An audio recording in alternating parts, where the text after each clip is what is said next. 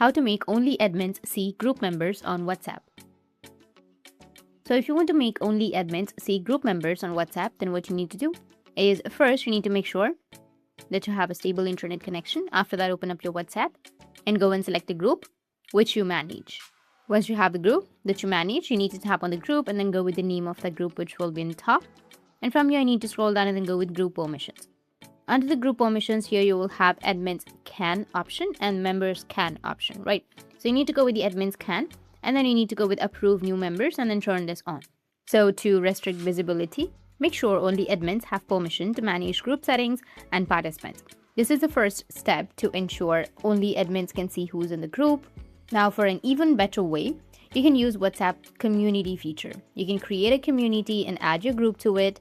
This limits participant visibility even more, giving admins full control over the member list while keeping it hidden from general users.